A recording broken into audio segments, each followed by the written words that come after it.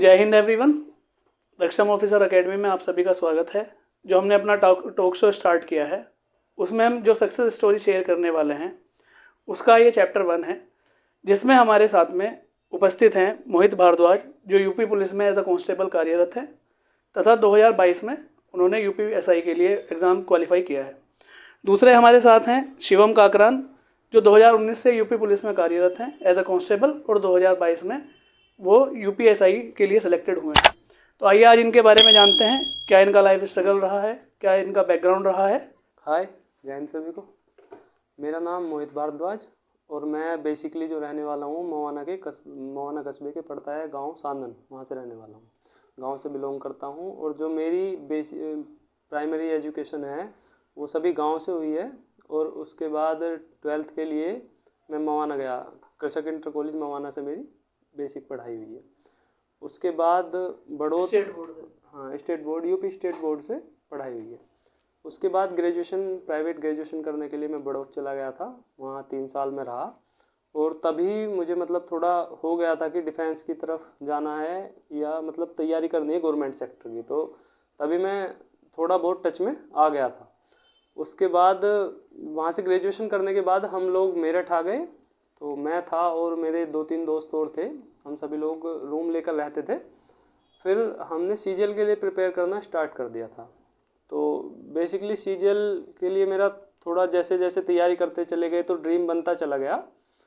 तो मैं तैयारी करता रहा, 1-1.5 साल मैंने सीजीएल की तैयारी की थी। लेकिन उस दौरान सीजीएल के लिए थोड़ा सा प्रोटेस्ट वगैरह चल रहे थे। 2017 में सीजो कॉम्प्लेक्स पे काफ़ी प्रोटेस्ट हुए। तो उसके बाद ये यूपी कांस्टेबल के फॉर्म आए और आरआरबी जूनियर इंजीनियर वगैरह 2-4 चीज़ें मैंने और एग्ज़ाम के लिए देखा। तो जॉब सिक्योरिटी के लिए यहाँ पर मेरा सिलेक्शन हो गया कांस्टेबल के लिए। तो जॉब सिक्योरिटी के लिए मैंने इसको ज्वाइन कर लिया यहाँ करने के लिए कि आगे ड्रीम जो है उसको बाद में फुलफ़िल कर लेंगे, क्योंकि बेसिकली गांव से अगर आप बिलोंग करते हो तो जॉब सिक्योरिटी मायने रखती है। तो फिर यहाँ पे ज्वाइन कर लिया हमने। लेकिन ज्वाइन करने के बाद में फिर भी मन में वही था कि करना कुछ हो रही है। तो सीजीएल वगैरह के लिए मैंने प्रिपरेशन करने का जैसे ही मन बनाया तभी वैकेंसी हमें दिखाई दी यूपीएसआई की। अब यूपीएसआई की इतनी अच्छी वैकेंसी थी, काफ़ी ज़्यादा वैकेंसी थी, तो हमने मन बना लिया कि इस तरफ हमें जाना है। और एज ए कांस्टेबल जो हमने पढ़ा था वही थोड़ा सा अपडेट होके इसमें पढ़ना था। सिलेबस थोड़ा ब्रॉड था लेकिन डीपली पढ़ना था, लेकिन ऑलमोस्ट वही सिलेबस था। तो हमने इसके लिए मन बना लिया और जॉब के साथ साथ रह के टाइम को मैनेज करते हुए हमने इसके लिए प्रिपेयर किया। और अब फाइनल जो है सेलेक्ट हो गए हैं, हमारा मेडिकल वगैरह सब कंप्लीट हो गया, चिकित्सा परीक्षण, और अब बस ट्रेनिंग पे जाने ही वाले हैं कुछ टाइम। जय हिंद सभी भाइयों को। जैसा कि सर ने बताया, मेरा नाम शिवम काकरान। मैं भी भैया की तरह एक गांव से ही बिलोंग करता हूं, जिस गांव का नाम है पावली खुर्द। ये सरदने के पास पड़ता है।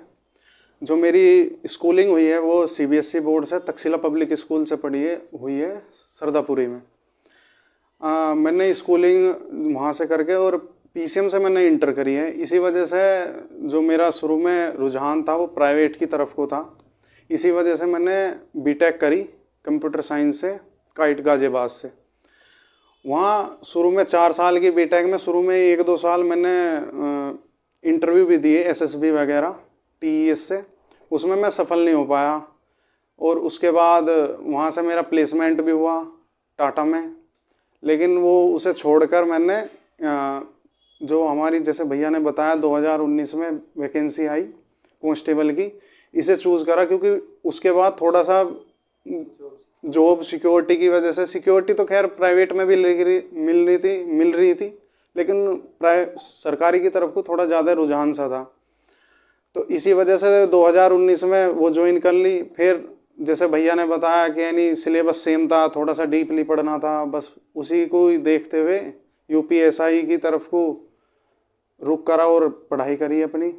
और जैसा आप जानते हैं कि सेलेक्ट हो चुके हैं और सारी प्रक्रियाएं भी पूरी हो चुकी हैं और ज्वाइनिंग आनी बाकी है बस। ये कुछ क्वेश्चंस हैं जो हमारे बच्चों द्वारा पूछे गए हैं।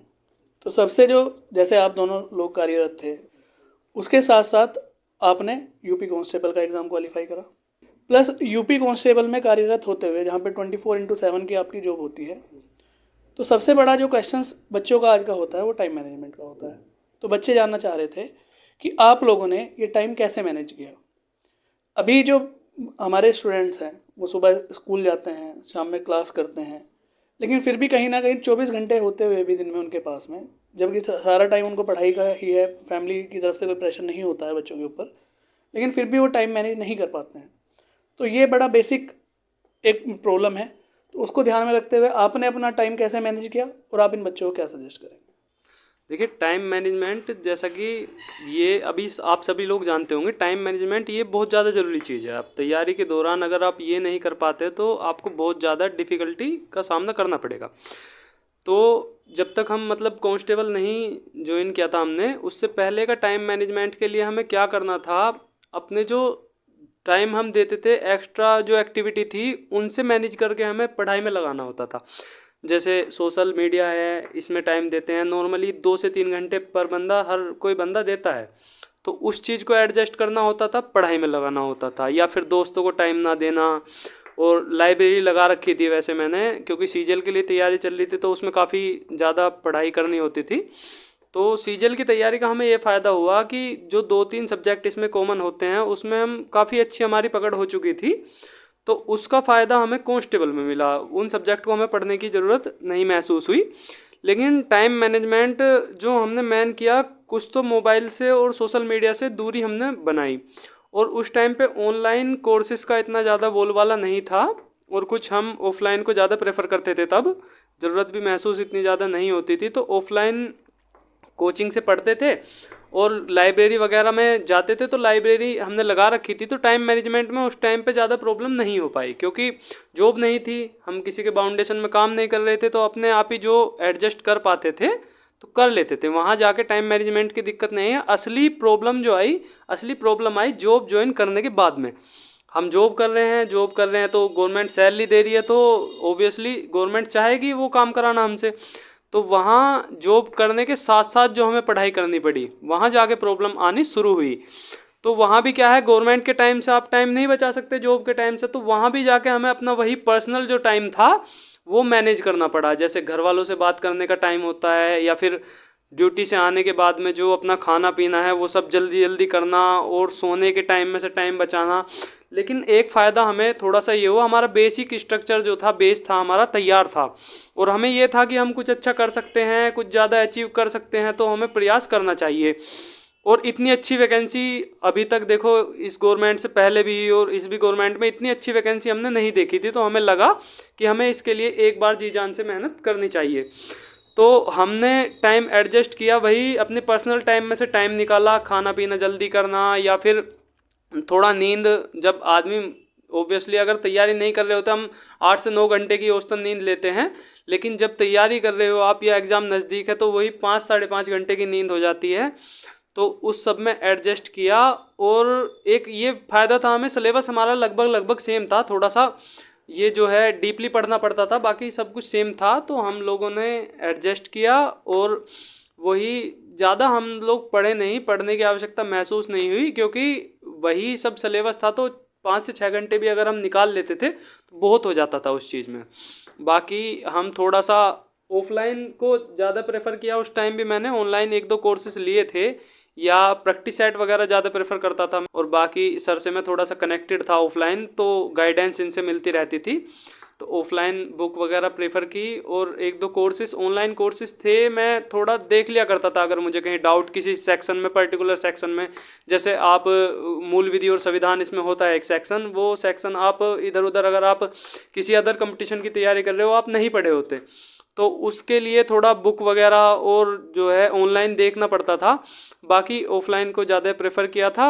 ऑनलाइन कोर्स ले रखे थे, लेकिन मतलब वो कम ही पढ़ पाते थे हम। और बाकी जो अपना टाइम था उस टाइम को एडजस्ट करते हुए, और गाइडेंस वगैरह हमारे पास थी, सपोर्ट अच्छी थी, फैमिली सपोर्ट अच्छी थी, तो वो ज़्यादा प्रॉब्लम हो नहीं पाई। बस बाकी टाइम मैनेजमेंट लेकिन एक महत्वपूर्ण चीज़ है जो आपको करनी पड़ेगी। जैसे कि कांस्टेबल की जॉब लगने से पहले तो कोई रिस्ट्रिक्शन ही नहीं थी, घर वालों की फुल सपोर्ट थी पढ़ाई के लिए, तो उस टाइम तो कोई इतना ज़्यादा टाइम मैनेजमेंट का इतना ज़्यादा फ़र्क नहीं पड़ा।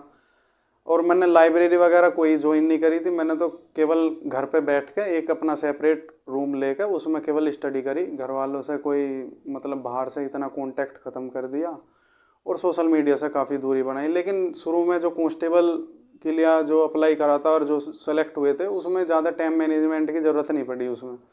लेकिन हाँ, ज्वाइन करने के बाद जिस समय हमारी ट्रेनिंग हुई, ट्रेनिंग में काफ़ी बहुत कम टाइम मिला हमें, लेकिन उसी में ही क्या ना बूंद बूंद टाइम निकाल कर उसमें पढ़ाई करी। ट्रेनिंग में हाँ, अटैचमेंट बिल्कुल नहीं खोया हमने किताबों से, वो हमेशा रखा अपना। फिर ट्रेनिंग के बाद जैसे जॉब पे चले गए, अब ड्यूटी करनी है, ड्यूटी भी करनी ज़रूरी है और पढ़ाई भी करनी ज़रूरी है। तो इसमें वही बेसिकली अपना जो एक नॉर्मल बंदे के दौरे सभी के पास 24 घंटे हैं, 24 घंटे में सभी या तो सबसे ज़्यादा जो हमारा टाइम जो खाता है वो मोबाइल खाता है, तो उससे ही दूरी बनाई ज़्यादातर। अभी मेरा जो फ़िलहाल में अकाउंट है एक फेसबुक पे है, वो मैं कभी चलाता नहीं, और व्हाट्सएप पे। इंस्टाग्राम मैंने कोई अभी आज तक इंस्टॉल भी नहीं करा अपने मोबाइल में। तो सोशल मीडिया पे तो बहुत कम मैंने अपना टाइम वेस्ट करा।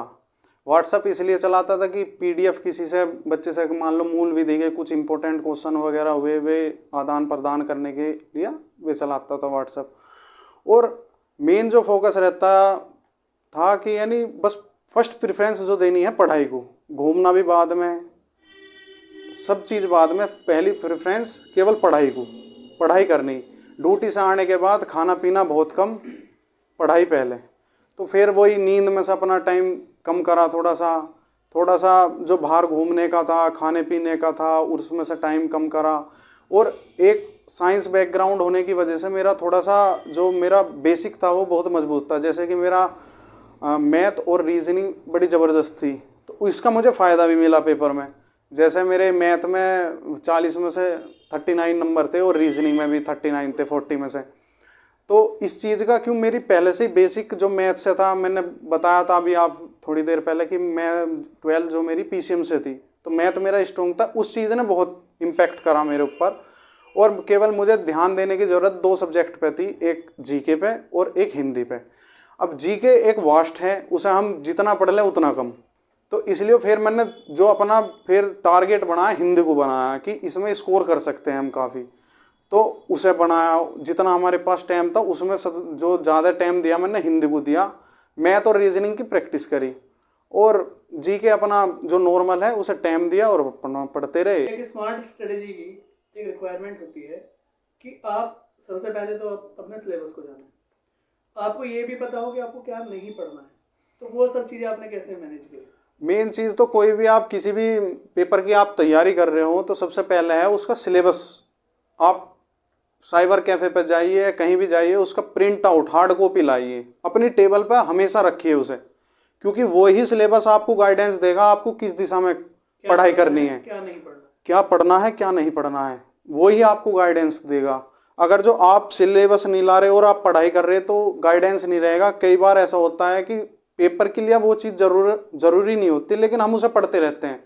उससे अब हमारा बहुत लिमिटेड टाइम है, क्योंकि दुनिया कंपटीशन में है, लिमिटेड टाइम में, और हमें पढ़ना वही है। ऐसे में अगर जो हम दिशा भटक जाएंगे तो फिर वो कर नहीं पाएंगे। तो इसलिए सिलेबस तो अपनी बेंच पर रखिए, उसे हर रोज़ पढ़िए कि मैं सिलेबस के अनुसार कर रहा हूँ या नहीं कर रहा हूँ।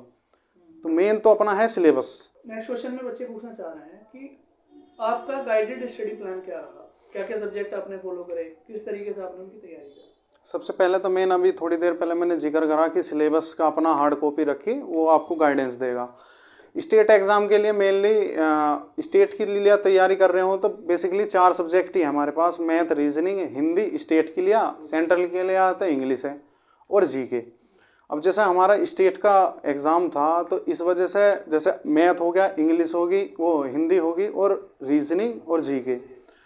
और जैसे कि अब मुझे अपने सभी बंदों को अपने स्ट्रॉन्ग पॉइंट और वीक पॉइंट पता होते हैं। जैसे मुझे पता था मेरा मैथ रीजनिंग काफ़ी स्ट्रॉन्ग है, तो इसलिए मैं थोड़ा कम टाइम मैथ और रीजनिंग को देकर और ज़्यादा टाइम हिंदी और उसे जीके को देने से काफ़ी बेहतर कर सकता था। तो इस वजह से मैंने कम प्रैक्टिस सेट लगाए। ज़्यादा प्रैक्टिस सेट काफ़ी महत्व रखते हैं किसी भी चीज़ की तैयारी के लिए, क्योंकि वो आपका एक आईना की तरह काम करते हैं। और प्रैक्टिस सेट भी ये नहीं कि प्रैक्टिस सेट लगाओ और ख़त्म कहानी। प्रैक्टिस सेट लगाओ, उसके बाद उसे एनालाइज करो कि आपके किस सब्जेक्ट में से, किस सेक्शन में, किस सब्जेक्ट में से कितने क्वेश्चन आपके सही हुए, कितने गलत हुए। जितने गलत हुए उन्हें एक तरफ निकाल लो कि अगले बार प्रैक्टिस सेट लगाओ तो वे क्वेश्चन उन्हीं चैप्टर के गलत ना हो। तो प्रैक्टिस सेट का महत्व जब भी है कि आप जो आपने गलती करी पिछले प्रैक्टिस सेट में वो अगले में ना करो। अन्य अगर जो आप प्रैक्टिस सेट लगाते रहो और उसका एनालाइज ना करो तो वो इतना महत्व रखता नहीं फिर आपका। लेकिन इम्पोर्टेंट रोल अदा करता है प्रैक्टिस सेट।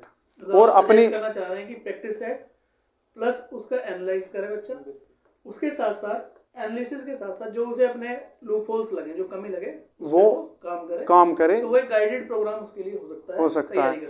और मैं तो ये कहता हूँ कि जैसे मैंने कहा अपना जो एक्सपीरियंस बताता हूँ, मैं प्रैक्टिस सेट की एक कॉपी 10 वाली खरीद के ले आया था।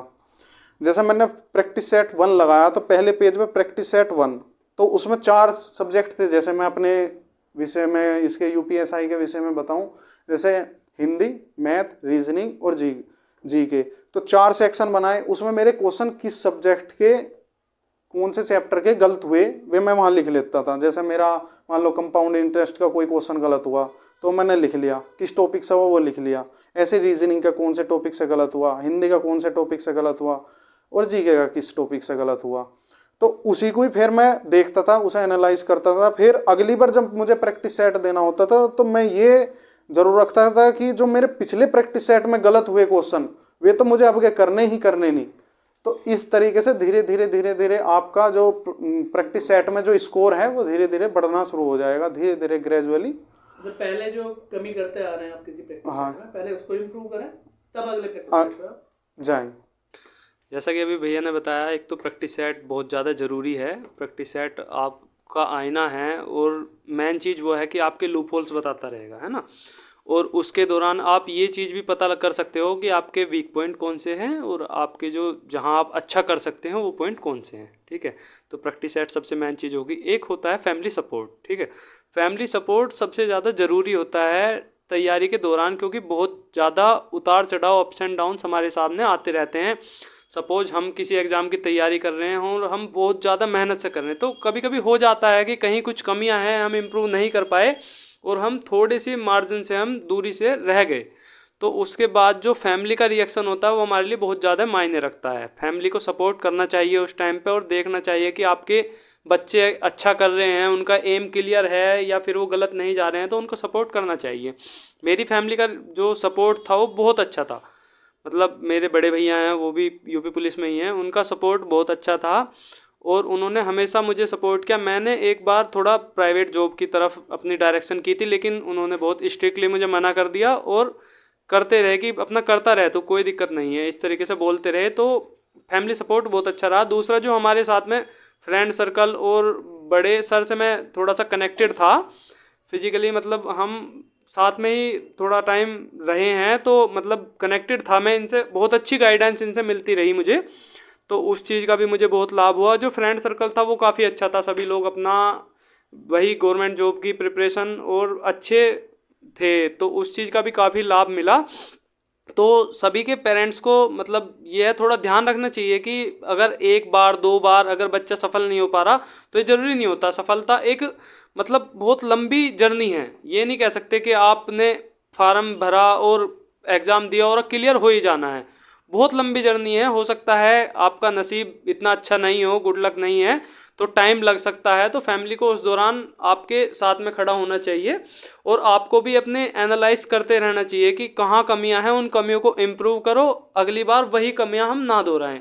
अगर हम अपनी ही गलतियों से नहीं सीखते फिर हमारे अंदर ये सबसे बड़ी कमी है। अगर अपनी कमी सुधारनी चाहिए और उससे सीखना चाहिए।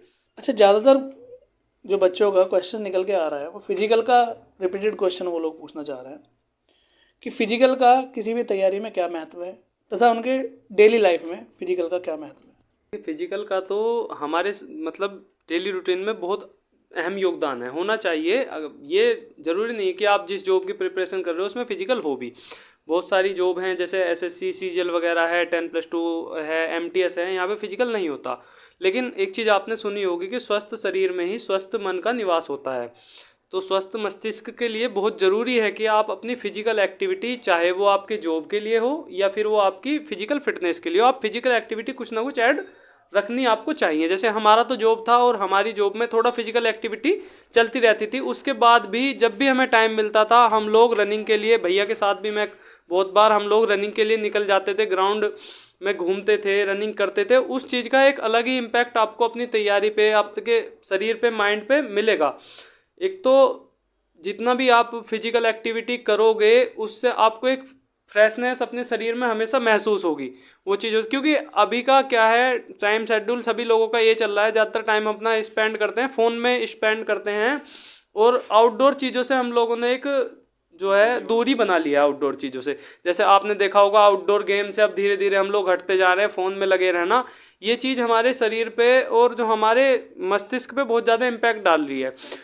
तो अब क्या है, लोग गेम में घुसे रहते हैं या फिर सोशल साइट, सोशल मीडिया हम लोग भी चलाते थे, काफ़ी चलाते थे, क्योंकि तैयारी के दौरान जैसे अभी भैया ने बताया था ट्रेनिंग टाइम पे भी ये तो कनेक्टेड थे तैयारी से और अपना पढ़ते रहते थे, सिलेबस के दौरान कनेक्टेड रहे। मैं नहीं था, मैं उसके ट्रेनिंग के दौरान नहीं रह पाया कनेक्टेड, तो सब कुछ छूट चुका था, वही थोड़ा फ़ोन वगैरह चलाना अगर टाइम मिला तो सब चीज़ें। लेकिन फिर एकदम से जैसे ट्रेनिंग हमारी कंप्लीट हुई और हम जॉब में आए तो हमने थोड़ा ध्यान दिया इस तरफ, एकदम से तैयारी स्टार्ट की और फिजिकल फिटनेस के लिए हम फिजिकल से कनेक्टेड रहे। वो चीज़ बहुत ज़्यादा ज़रूरी है आप सभी के लिए भी। अगर आप लोग ऐसी जॉब की तैयारी कर रहे हो, अगर आप बेल्ट जॉब की तैयारी कर रहे हो तो आपको फिजिकल की ज़रूरत नॉर्मली बात है पड़ेगी ही पड़ेगी। लेकिन अगर आप बेल्ट जॉब से अलग भी तैयारी कर रहे हो तो भी आप अपने शरीर के लिए और अपने मन के लिए, स्वस्थ मस्तिष्क के लिए, फिजिकल फिट रहने के लिए आप करते रहें। क्या एक्टिविटी लोगों को सजेस्ट करेंगे अगर ये तैयारी कर रहे हैं? हमारे पास में जो भी बच्चे तैयारी करते हैं वो सब डिफेंस फोर्सेस की तैयारी करते हैं, either that is for NDA, CDS या जितनी भी स्टेट पुलिस होती हैं, SSC, एयरफोर्स, नेवी। तो इन लोगों के लिए यहाँ पर जो हमारे पास हॉस्टल में रहते हैं उनके लिए तो फिजिकल फिटनेस मस्ट है, उनको फिजिकल एक्टिविटीज़ करनी है। लेकिन जो आउटडोर बच्चे हैं, जो घर से आते जाते हैं, तो आप उनको क्या सजेस्ट करेंगे? कितना टाइम उनको फिजिकल को देना चाहिए? क्या एक्टिविटी उनको डेली फॉलो करनी चाहिए? अभी ये नॉर्मली पाया जाता है कि जब बच्चे तैयारी कर रहे होते हैं तो वो, अगर आर्मी की बात करें तो रनिंग करते पाए जाएंगे सड़क पे। तो आप क्या सजेस्ट करेंगे उनको? रनिंग किस तरीके से करें, कहाँ करें? ठीक है, जैसे हम लोगों का अपना ओपिनियन रहता है, कर्नल साहब का, हमारा, हम सब लोग सजेस्ट करते हैं रोड पे रनिंग ना करें। ठीक है, मेडिकल प्रॉब्लम्स भी आती हैं उसमें। दूसरा, आपको जो वहाँ पे रनिंग करनी है वो 400 मीटर का ट्रैक मिलना है। तीसरा जो देखा गया है, एक्सीडेंटल केस बहुत ज़्यादा देखे जा रहे हैं रोड पे, क्योंकि आप सुबह के टाइम में रनिंग करेंगे या शाम में, ज़्यादातर बच्चे सुबह के टाइम में रनिंग करते हैं। तो आप एक नॉर्मली इनको क्या सजेस्ट करेंगे? ग्राउंड में रनिंग करें, या अगर नॉर्मली जो बच्चा फिजिकल नहीं है उसका और वो तैयारी कर रहा है अभी, तो कितना टाइम उसको इन एक्टिविटीज़ में देना चाहिए मिनिमम? आप क्या सजेस्ट करेंगे, कितना रनिंग करे, क्या एक्टिविटीज़ करे? देखिए, वो तो सभी के शरीर की, एक बॉडी की अलग अलग कैपेसिटी होती है, लेकिन फिर भी अगर आप नॉर्मल औसतन अगर आपका शरीर है तो आप अगर गांव से बिलोंग करते हैं, देखिए गांव में भी एक ट्रैक आपको, कच्चा ट्रैक मिल जाता है, सभी गांव में नॉर्मल होता है। आपके गांव में नहीं होगा तो पास वाले गांव में होगा। तो आप क्या कर सकते हैं, ज़्यादा नहीं तो 2.5 से 3 किलोमीटर की रनिंग, आप नॉर्मल रनिंग एक आप डेली कीजिए और उसके बाद कुछ पुशअप वगैरह कीजिए, जिससे आपका फिजिकल फिटनेस जो है वो बरकरार रहेगी। उसमें आपको कभी दिक्कत नहीं आएगी। मान लो अब यूपी पुलिस में है, आपका कांस्टेबल हो या ये सब इंस्पेक्टर हो, तो 4800 मीटर की इसमें रनिंग होती है। तो अगर आप 3 किलोमीटर डेली रनिंग कर रहे हैं तो 4800 मीटर करने में आपको कभी भी दिक्कत नहीं आएगी। फिजिकल के टाइम पे आके बढ़ा लेना उसको, जो है आपकी बॉडी स्ट्रेंथ जो है वो बरकरार बनी रहेगी, तो उसमें कोई प्रॉब्लम नहीं आएगी। बाकी जैसा आपने बताया रोड पर रनिंग सेफ़ नहीं होती, तो आप जैसे एकेडमी है, आपकी एकेडमी है और भी काफ़ी एकेडमियाँ वगैरह होती हैं, अगर आप शहर में रहने वाले हैं तो उसको ज्वाइन कर लें और थोड़ा अपना फिजिकल फिटनेस पे ज़रूर ध्यान दें। नेक्स्ट क्वेश्चन विनय यादव का क्वेश्चन है। विनय यादव पूछना चाह रहे हैं कि वो जब स्टडी करते हैं तो कुछ टाइम बाद एक प्लेट्यू फॉर्म हो जाता है, तो जिसमें वो ब्रेक लेते हैं, लेकिन उस ब्रेक के बाद में दोबारा स्टडी पे जाना उनके लिए संभव नहीं हो पाता। तो आप क्या सजेस्ट करेंगे? जैसे कि कुछ टाइम पीरियड पढ़ने के बाद फिर एक ब्रेक लेना लाजमी सी बात है, माइंड भी थक जाता है, लेना भी चाहिए।